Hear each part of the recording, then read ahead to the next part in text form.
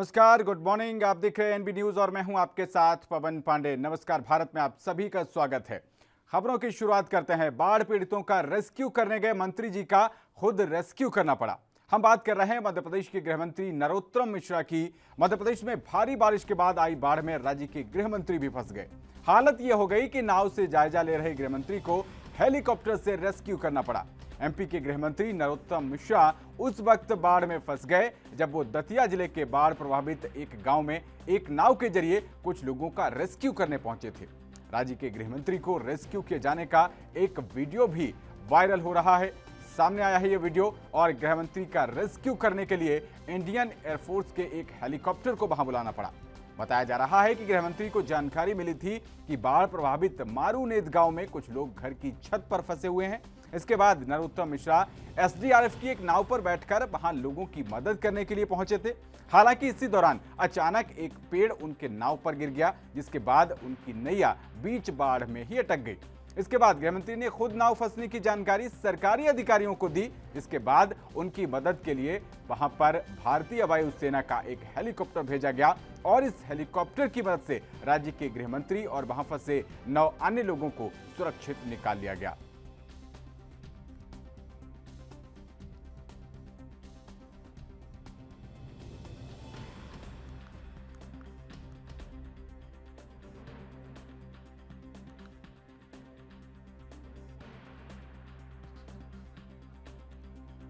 तो मंत्री जी बचाने पहुंचे थे लेकिन खुद ही फंस गए। ये तस्वीरें आपकी स्क्रीन पर। बाढ़ में एमपी के गृह मंत्री नरोत्तम मिश्रा जो है वो फंस गए और उनके लिए भारतीय वायुसेना का हेलीकॉप्टर बुलाना पड़ गया। तस्वीरें साफ दिखाई दे रही हैं आपको। एसडीआरएफ की नाव से वो वहां पर बाढ़ में फंसे हुए लोगों को बचाने के लिए पहुंचे थे, लेकिन वाकया कुछ ऐसा हो गया कि खुद से गृह मंत्री को रेस्क्यू करना पड़ गया। तो मध्य प्रदेश के शिवपुरी जिले में हो रही लगातार बारिश के चलते स्थिति भयावह हो चुकी है। पूरे जिले में लगातार रेस्क्यू ऑपरेशन चलाया जा रहा है। तो वहीं सेना के हेलीकॉप्टर ने रेस्क्यू कर सीहोर थाना क्षेत्र का ऑपरेशन किया, जिसमें कई ग्रामीणों को वहां से निकालकर शिवपुरी हेलीपैड पर लाया गया। साथ ही सतनवाड़ा, चिताहरी, भड़ौता, बैगनबा, बैराड़ में एनडीआरएफ की टीम तैनात कर दी गई है। लगातार रेस्क्यू और बचाव कार्य जारी है।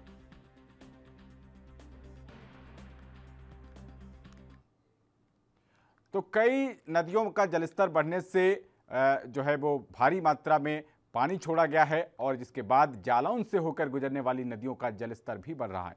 बाढ़ की आशंका को लेकर आज डीएम ने बाढ़ प्रभावित गांव और नदियों का निरीक्षण किया और सुरक्षा के लिहाज से 30 बाढ़ चौकियां बनाई गई हैं। बता दें कि कई जो नदियां हैं वो खतरे के निशान से ऊपर बह रही हैं। कई गाँव में स्थिति जो है वो बहुत ज़्यादा खराब हो गई है। सुरक्षा के लिहाज से बताया जा रहा है कि करीब 30 बाढ़ चौकियां बनाई गई हैं। राज्यों में नदियां खतरे के निशान से ऊपर बह रही। वहीं डैम्स में जो पानी जमा हुआ है उसको छोड़ने के बाद जालौन में भी नदियों का जल स्तर बढ़ गया है। जालौन से होकर निकलने वाली यमुना और बेतवा नदी का जल स्तर बढ़ गया है। यमुना नदी अपने खतरे के निशान से 108 अभी 1 मीटर नीचे बह रही है। फिलहाल बाढ़ के खतरे को देखते हुए जिस प्रशासन ने जो है वो 7 स्थानों पर बाढ़ सुरक्षा केंद्र बनाकर प्रभारियों की नियुक्ति की है।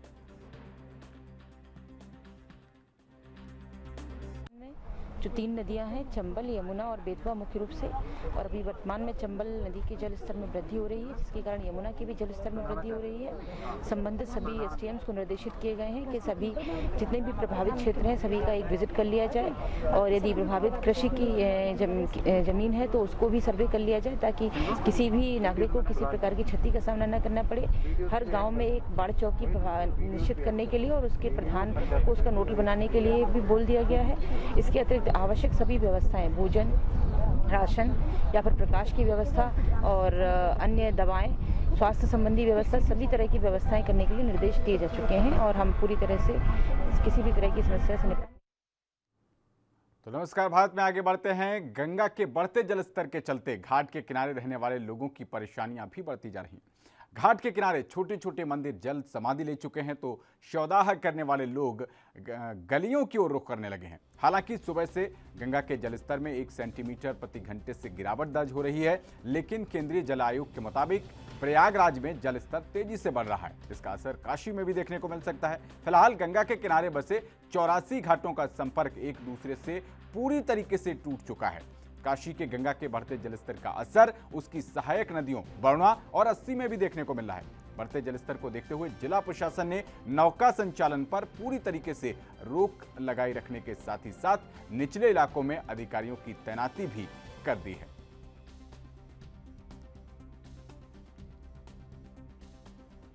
बनारस तो एक पूरे विश्व में हमारे सांस्कृतिक धरोहर है, सांस्कृतिक सिटी है। और आज स्थिति ये हो गई कि हमारे बनारस में 84 घाट है और 84 घाट के होने के कारण भी आज इतनी भयानक बाढ़ आ गई है कि सारे घाटों का संपर्क आपस में टूट गया है। और आप जैसे देखते हैं, आप मीडिया के माध्यम से भी देखते हैं, इस समय सारे घाटों अपना घाट जो है संपर्क टूट गया है। और आज जो शव जलाए जा रहे हैं वो गलियों में जलाए जा रहे हैं, उससे भी बहुत दुष्प्रभाव पड़ रहा है। जो हमारी संस्कृति, जो हमारी शव जो है मगरिका घाट है वहाँ पे जलते हैं। आज इतनी ज़्यादा बाढ़ हो गई, इतनी व्यवस्था खराब हो गई है कि आज जो है शव गलियों में जल रहे हैं। तमाम परियां नाव के संचालन बंद कर दिए गए हैं। मछुआरों को भी परेशानियों का सामना करना पड़ रहा है। मछुआरों तो इस समय सबसे दयनीय स्थिति है और मछुआरों को, व्यापारियों को, सबकी बहुत दयनीय स्थिति। मछुआरों को बेचारे खाना खाने के लिए बेताब मर रहे हैं। वो आगे बढ़ते हैं। प्रधानमंत्री नरेंद्र मोदी आज अन्न उत्सव पर यूपी के लाभार्थियों से सीधा संवाद करेंगे। वहीं वाराणसी की बात करें तो वहां वे सेवापुरी ब्लॉक के भीशमपुर गांव की छबीला, बादामी, हीरामन, लक्ष्मण और सारा पीएम मोदी से अपने अनुभव साझा करेंगे। उधर गरीब कल्याण योजना के शुभारंभ पर वाराणसी में तैयारियां पूरी की गई हैं।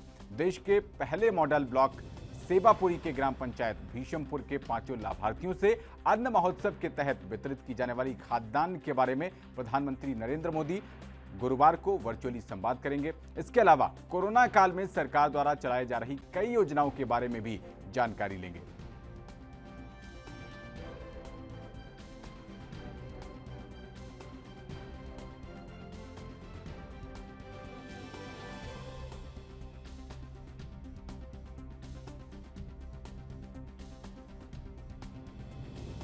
पीएम मोदी आज 5 लाभार्थियों से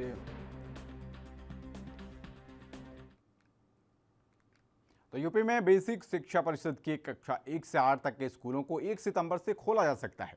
बेसिक शिक्षा विभाग 15 अगस्त से खुल रहे माध्यमिक विद्यालयों में कोरोना संक्रमण की स्थिति का आकलन करने के बाद 1 सितंबर से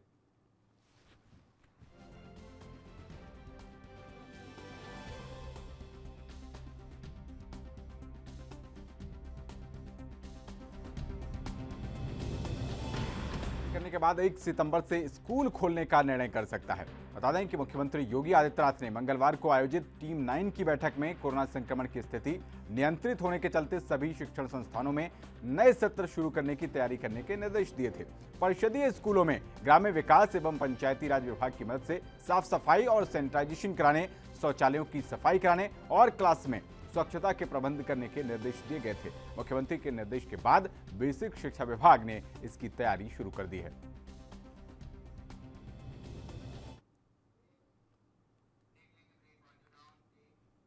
तो यहां पर वक्त एक छोटे से ब्रेक का। खबरों का सिलसिला लगातार जारी है, आप देखते रहिए एनबी न्यूज।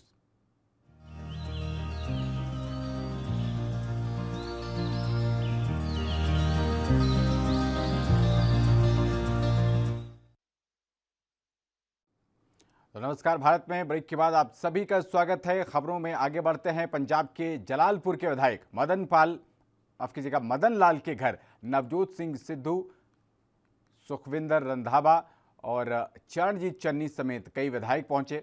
नवजोत सिंह सिद्धू के साथ मदन लाल जलालपुर की आज चाय पर चर्चा थी, जिसकी जानकारी हल्का घनौर के विधायक मदन लाल जलालपुर ने दी। मदन लाल के घर पर पहुंचकर नवजोत सिंह सिद्धू ने बड़ा ऐलान किया। उन्होंने कहा कि इस बार मदन लाल हल्का गनौर से चुनाव लड़ेंगे और वो खुद उनके साथ कैंपेनिंग करेंगे, क्योंकि ये चुनाव सिर्फ मदन लाल का नहीं है बल्कि मेरा है। और क्या कुछ कहा है नवजोत सिंह सिद्धू ने, आइए आपको सुनाते हैं। ਦੁਬਾਰਾ ਕਹਿ ਦੇ ਜੀ ਪਰ ਸਿੱਧੂ ਸਾਹਿਬ ਤੁਸੀਂ ਮੈਂ- ਜ਼ਿਆਦਾ ਲੱਗ ਗਏ ਹੁਣ ਫਿਰ ਦੁਬਾਰਾ ਕਹਿ ਦਿਓ। ਮੈਂ ਇੱਥੇ 5 ਵਾਰ ਆਵਾਂ 10 ਵਾਰ ਆਵਾਂ 50 ਵਾਰ ਆਵਾਂ, ਇਹ ਮਦਨ ਲਾਲ ਜਲਾਲਪੁਰ ਦਾ ਇਲੈਕਸ਼ਨ ਨਹੀਂ, ਇਹ ਨਵਜੋਤ ਸਿੰਘ ਸਿੱਧੂ ਦਾ ਇਲੈਕਸ਼ਨ। ਪ੍ਰਾਇੋਰਟੀ ਏਰੀਆਜ਼ ਅਸੀਂ ਸੀਐਮ ਸਾਹਿਬ ਨਾਲ ਜਿਹੜੇ ਪਹਿਲ ਦੇ ਆਧਾਰ ਦੇ ਉੱਤੇ ਮਸਲੇ ਹੱਲ ਹੋਣੇ, ਉਹ ਜਿਹੜਾ ਇੱਕ ਲੋਕ ਪੱਖੀ ਲੋਕਾਂ ਦੀਆਂ ਜਿਹੜੀਆਂ ਅਸਲੀ ਮੁਸ਼ਕਲਾਂ ਨੇ ਉਹਨਾਂ ਨੂੰ ਹੱਲ ਕਰਨ ਦਾ ਮਸਲਾ ਹੈ, ਉਹਦੇ ਚੋਂ ਮੈਂ ਪਹਿਲਾਂ ਹੀ ਕਹਿ ਚੁੱਕਾ ਵੀ ਪਹਿਲ ਕਿਸਾਨੀ ਇਹ ਸਾਡੀ ਆਨ ਬਾਨ ਸ਼ਾਨ 60% ਪੰਜਾਬ ਹੈ, ਸਾਡਾ ਵਜੂਦ ਹੈ, ਸਾਡਾ ਵਕਾਰ ਹੈ। ਤੇ ਲਿਖਤ ਤੌਰ ਦੇ ਉੱਤੇ ਸੀਐਮ ਸਾਹਿਬ ਨਾਲ ਇੱਕ ਚਾਰਟਰ ਦੇ ਕੇ ਆਏ ਸੀਗੇ, ਵਿਚਾਰ ਵਟਾਂਦਰਾ ਵੀ ਹੋਇਆ, ਔਰ ਆਉਣ ਵਾਲੇ ਵਿਧਾਨ ਸਭਾ ਸੈਸ਼ਨ ਦੇ ਵਿੱਚ ਇਹ ਮੈਂ ਆਪਣੇ ਵੱਲੋਂ ਨਹੀਂ ਦੇ ਕੇ ਆਇਆ, ਇਹ ਸਾਰੇ ਐਮਐਲਏ ਸਾਹਿਬਾਨਾਂ ਵੱਲੋਂ ਦੇ ਕੇ ਆਇਆ ਕਿ ਅਸੀਂ ਸੋਧ ਕੱਲੀ ਨੂੰ ਨਹੀਂ ਮੰਨਣਾ, ਅਸੀਂ ਇਹਨਾਂ ਨੂੰ ਸਿਰੇ ਤੋਂ ਰੱਦ ਕਰਨਾ ਹੈ।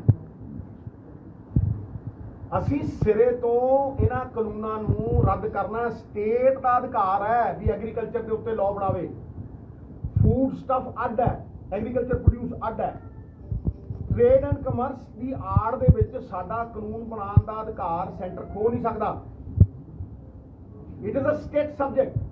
ਇਸ ਕਰਕੇ ਅਸੀਂ ਆਪਦਾ ਕਾਨੂੰਨ ਬਣਾਈਏ ਔਰ ਇਹਨਾਂ ਨੂੰ ਸਿਰੇ ਤੋਂ। तो एमपी के जबलपुर में कोरोना की तीसरी लहर से निपटने की तैयारियां शुरू हो गई हैं। तीसरी लहर से बचाव का ये सही समय है। लोग कोविड गाइडलाइन का पालन करें, मास्क लगाएं, तभी कोरोना से सुरक्षा मिल सकती है। इसके लिए प्रशासन और पुलिस रोको टोको अभियान चला रही है और बिना मास्क और नाक के नीचे मास्क लगाने वालों पर जुर्माना करें। शारीरिक दूरी का पालन कराएं। संक्रमण रोकने का यही समय है क्योंकि संक्रमण फैलने के बाद ये उतना प्रभावी नहीं रहता है। संभागायुक्त बी चंद्रशेखर ने मंगलवार को वीडियो कॉन्फ्रेंसिंग कर सभी जिला कलेक्टर को यही निर्देश दिए हैं।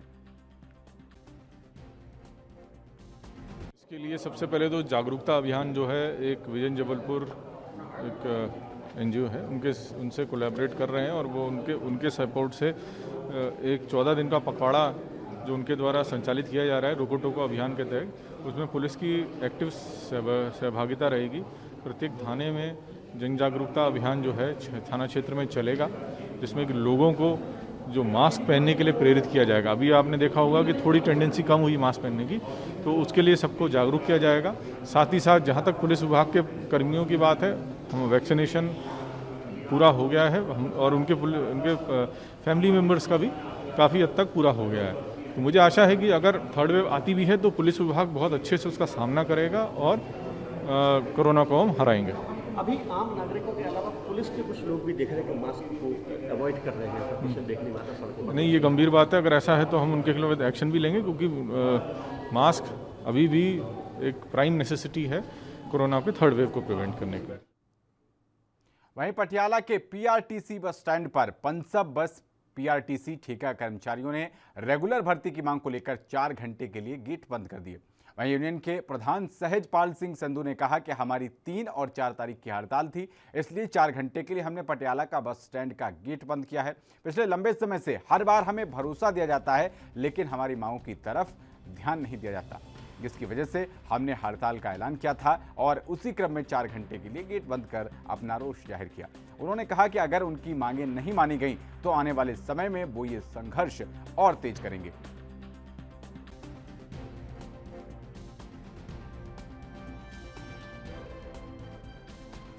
ਸਹਿਜਪਾਲ ਸਿੰਘ ਸੰਧੂ ਨਾਮ ਹੈ ਜੀ ਮੇਰਾ। Punbus Punjab roadways PRTC contract worker union ਦਾ ਪ੍ਰਧਾਨ ਹਾਂ ਜੀ ਮੈਂ।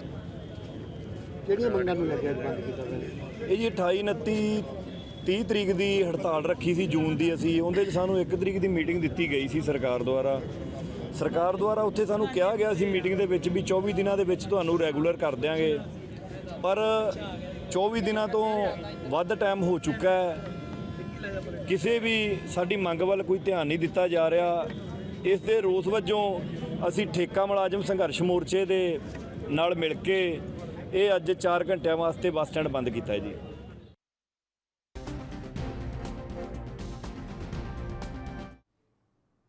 वक्त एक छोटे से ब्रेक का, बने रहिए एनबी न्यूज के साथ।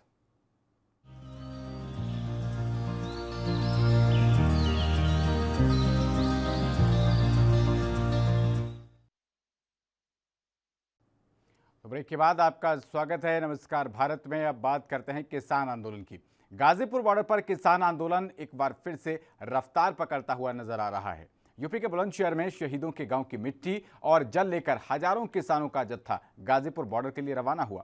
किसानों के इस जत्थे में हजारों किसान, सैकड़ों बाइक और कार शामिल रहीं। किसानों ने काला चौराहे पर शहीद स्मारक पर माल्यार्पण किया और सरकार के खिलाफ नारेबाजी भी की। इस दौरान किसानों ने कहा कि सरकार भूल में ना रहे, सरकार को कृषि कानून वापस लेने होंगे।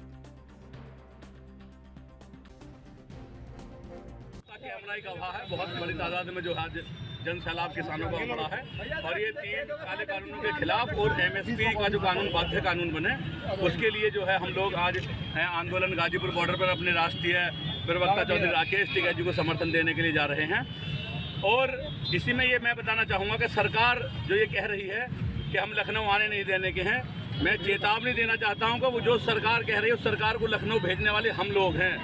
अगर वो सरकार ये चाहती हो तो राकेश टिकैत जी से हमें अभी आदेश कराए, केवल हम जनपद बुलंदशहर जाकर लखनऊ के विधानसभा के सामने।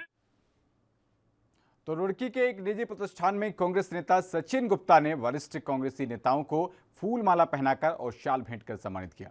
उन्होंने जगदीप सिंह सेखों को उत्तराखंड प्रदेश कांग्रेस पब्लिसिटी कमेटी के हरिद्वार कोऑर्डिनेटर बनाए जाने पर सम्मानित किया।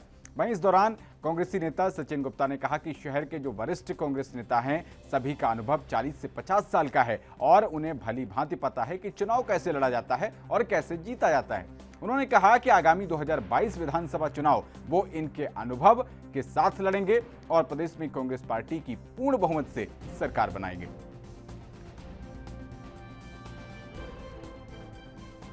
देखिए, हमारे यहाँ हमने ये सोचा है कि जितने भी हमारे वरिष्ठ कांग्रेसी हैं उनका सबका एक्सपीरियंस 40 साल 50 साल के करीब का है। उन्हें हर चीज़ पता है कि इलेक्शन को कैसे लड़ा जाता है, किसे लड़वाना चाहिए, किस हिसाब से लड़ना चाहिए। उसी वजह से हमने उनको सबको बुला के यहाँ पे एक बार दोबारा से इकट्ठा किया है और कोशिश की है कि जो भी हमारे कांग्रेस का प्रत्याशी चुना जाएगा हम उसे मिलजुल के, जो हमारे वरिष्ठ कांग्रेसी हैं वो भी, हम हमारे जैसे युवा और हमारे जैसे जो लोग हैं वो भी सब मिल के उसे इलेक्शन लड़वाएँ। बिल्कुल आगामी 2022 की आज हमने हुंकार भरी है। पूरे प्रदेश के अंदर जितनी भी विधानसभाएं हैं वो अब 2022 के चुनाव के लिए पूरी तरह तैयार हैं और हमने अपनी 2022 के लिए रुड़की विधानसभा 31 के लिए सारे बुजुर्गों को आज हमने घर से बाहर कांग्रेस के अंदर बड़े बुजुर्गों को बुलाकर हमने एक सूत्र में बांधने के लिए पार्टी कार्यकर्ताओं, नेताओं, नेत्रियों को एक साथ एक स्थान पर बुलाकर इस कार्यक्रम को कर एक शुरुआत करने का काम किया है। क्या बिल्कुल, देखिए ये बुजुर्ग हैं, ये हमेशा इनके राज में जो है कांग्रेस हमारी आगे बढ़ी है और इनकी बागडोर और इनके दिशा निर्देश पर जब भी चुनाव हुआ है निश्चित तौर से कांग्रेस।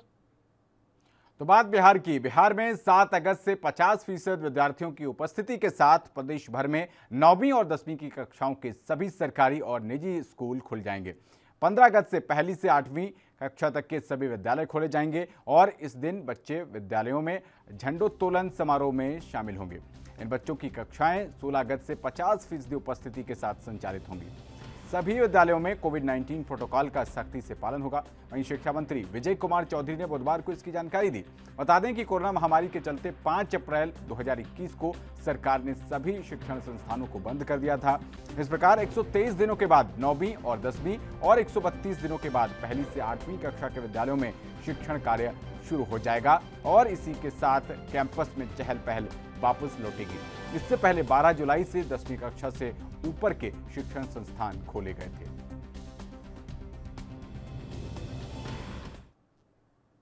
तो कोविड-19 के बढ़ते मामलों में एक बार फिर से राज्य सरकार की चिंताएं बढ़ा दी हैं। मुख्यमंत्री जयराम ठाकुर की अध्यक्षता में मंगलवार देर रात हुई मंत्रिमंडल की बैठक में इस विषय पर विस्तार से चर्चा हुई।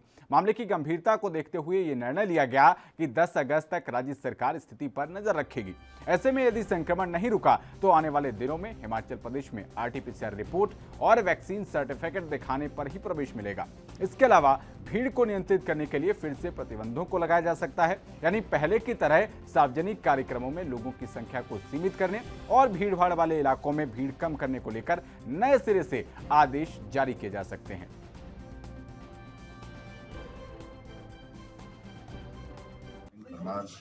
इनको हम हिमाचल प्रदेश में हिमाचल निर्माता के रूप में जानते हैं और एक लंबे संघर्ष के बाद हिमाचल प्रदेश को ये मुकाम हासिल हुआ जहां अपना प्रदेश, पहाड़ी प्रदेश की एक लंबी जंग थी, उसको जीता है। और इसमें डॉक्टर यशवंत सिंह परमार जी का बहुत बड़ा योगदान था। बतौर पहले मुख्यमंत्री के हिमाचल प्रदेश में जो दिशाएं निर्धारित की, जो प्राथमिकताएं निर्धारित की, आज भी हिमाचल उन्हीं दिशाओं पर और प्राथमिकताओं के साथ आगे बढ़ रहा है। और हमें इस बात को लेकर भी प्रसन्नता है कि आज हिमाचल प्रदेश के स्टेटहुड के भी 50 वर्ष पूर्ण हो चुके हैं और एक लंबे सफ़र में हिमाचल प्रदेश ने विकास के क्षेत्र में नए आयाम स्थापित किए। तो यूपी के मेरठ में कोरोना संक्रमण की अनुमानित तीसरी लहर से बचाव और टीकाकरण अभियान को गति प्रदान करने के लिए चले मेगा टीकाकरण कार्यक्रम के तहत टीका लगवाने के लोगों में जबरदस्त उत्साह दिखा। बीच शहर में बने टीकाकरण केंद्रों की अपेक्षा आसपास के केंद्रों पर काफी संख्या में लोगों की भीड़ उमड़ी। ऐसे केंद्रों पर दोपहर 1 बजे तक लाइन लगाकर टीका लगवाने की स्थिति बनी रही।